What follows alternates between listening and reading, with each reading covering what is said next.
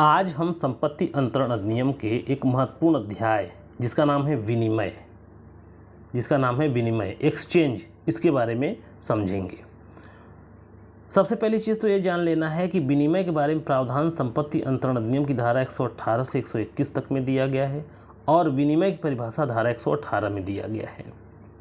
आइए सबसे पहले विनिमय की ही परिभाषा को समझते हैं। विनिमय कहते किसको हैं ये समझ लेते हैं। सामान्य बोलचाल की भाषा में वस्तु के बदले वस्तु का परस्पर अंतरण विनिमय है। बहुत सरल बात है कि जो किसी वस्तु के बदले कोई वस्तु का लेन देन कर लीजिए, इसी को क्या कहेंगे? इसी को कहेंगे क्या? विनिमय। संपत्ति अंतरण अधिनियम की धारा 118 विनिमय को कुछ इस तरीके से परिभाषित करती है। कैसे? थोड़ा संपत्ति अंतरण अधिनियम की परिभाषा को आप जानते ही हैं, हर चीज़ को टेक्निकल कर दिया गया है।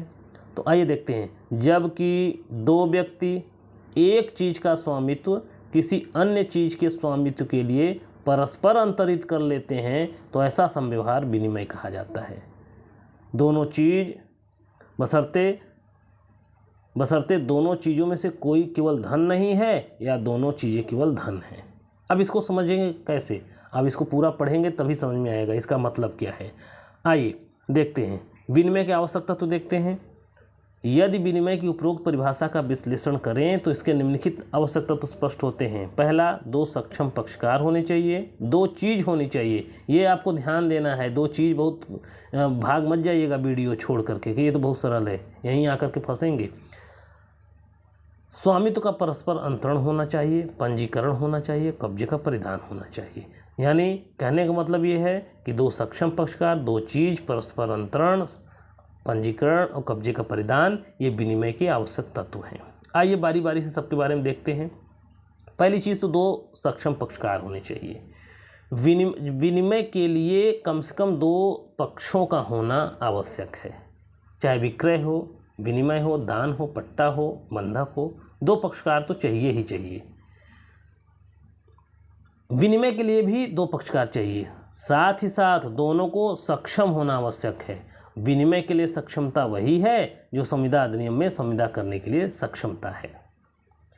तो जो व्यक्ति संविदा करने के लिए सक्षम है वो विनिमय करने के लिए भी सक्षम है। कौन व्यक्ति संविदा करने के लिए सक्षम है, कौन व्यक्ति संविदा करने के लिए सक्षम नहीं है, इसका वीडियो मैंने आपको संविदा वाले प्लेलिस्ट में डाला है, आप उसको जाकर के देख सकते हैं, विधिवत समझ में आ जाएगा।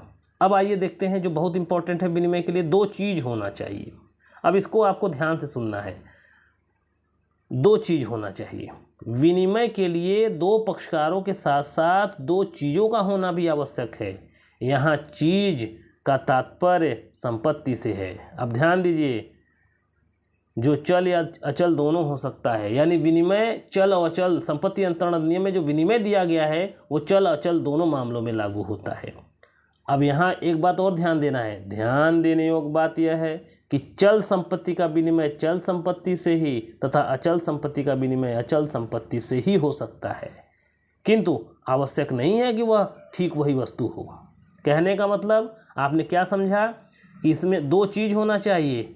विनिमय में एक चीज़ के बदले दूसरी चीज़ का विनिमय होना चाहिए। वो चल हो सकता है या वह अचल हो सकता है, लेकिन अगर आप विनिमय कर रहे हैं, चल संपत्ति का विनिमय कर रहे हैं, तो उसके एवज में जो चीज़ लेंगे वो भी चल संपत्ति ही होना चाहिए। अगर आप अचल संपत्ति का विनिमय कर रहे हैं तो दोनों पक्षकार अचल संपत्ति का ही विनिमय करें। ये जरूरी नहीं कि ठीक वही वस्तु हो। जैसे मकान, अगर आप मकान का, भाई मकान अचल संपत्ति है, मकान का विनिमय कर रहे हैं किसी चीज़ के साथ, तो जैसे मकान अचल संपत्ति के लिए खेत का विनिमय संभव है, क्यों नहीं है? मकान भी अचल संपत्ति है, खेत भी अचल संपत्ति है। अब मकान दे रहे हैं और 10 बोरा गेहूँ ले रहे हैं, ये संभव नहीं है। ठीक है? चल संपत्ति का चल के साथ, अचल संपत्ति का अचल के साथ विनिमय होना चाहिए। इसके साथ यह भी ध्यान दिया जाना चाहिए कि ऐसी संपत्ति अंतरण योग्य तथा मूल्यवान हो। ठीक है? मुद्रा का मुद्रा से आप 1000 रुपया का नोट देख करके 1000 रुपये का सिक्का ले लिए, ये विनिमय है। ठीक है? ये विनिमय है। क्यों? क्योंकि चल संपत्ति का आप चल संपत्ति से कर रहे हैं। आप 10 बोरा गेहूं दे करके 10 बोरा चावल ले सकते हैं, ये भी संभव है, बिल्कुल संभव है। आप खेत के बदले मकान ले सकते हैं, मकान के बदले खेत ले सकते हैं, दोनों अचल संपत्ति है। तो यहाँ विनिमय तभी होगा जब जो चीज़ का विनिमय हो रहा है दोनों समान हो, चल है तो चल, अचल है तो अचल। बात शायद आपको समझ में आ गई होगी, यही टेक्निकलिटी यहाँ पर थोड़ी सी थी। अब स्वामित्व का पारस्परिक अंतरण। विनिमय की सबसे बड़ी विशेषता वस्तु के बदले वस्तु होता है। यदि वस्तु के बदले धन दे दिया जाए तो यह विक्रय हो जाएगा, कीमत के बदले वस्तु ले ली जाए तो यह क्रय हो जाएगा, वस्तु के बदले कुछ न दिया जाए तो यह दान हो जाएगा। तो इसका मतलब ये है कि विनिमय के लिए स्वामित्व का अदला बदली, ठीक है, स्वामित्व का अदला बदली जरूर होना चाहिए और दोनों अंतरण एक दूसरे के एवज में होना चाहिए, ठीक है, अदला बदली वो भी एवज में। यही कारण है कि पारस्परिक बंदोबस्त तथा मात्र कब्जे का अंतरण विनिमय नहीं है और इससे स्वामित्व का अंतरण नहीं होता। पारिवारिक बंदोबस्त क्या होता है?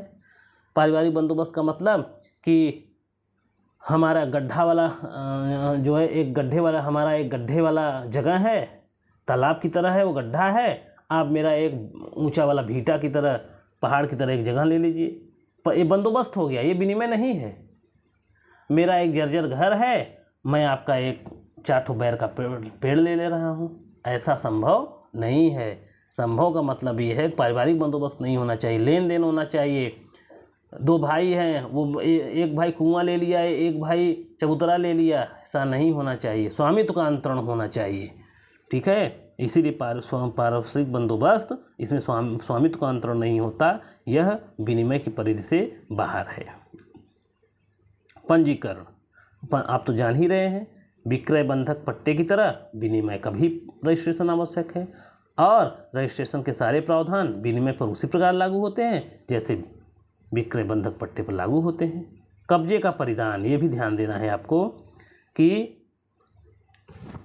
पारस्परिक संपत्ति की अदला बदली के साथ साथ विनिमय के लिए यह भी आवश्यक है कब्जे का वास्तविक परिधान भी किया गया हो, ठीक है। तो संभवतः विनिमय आपको समझ में आ गया होगा।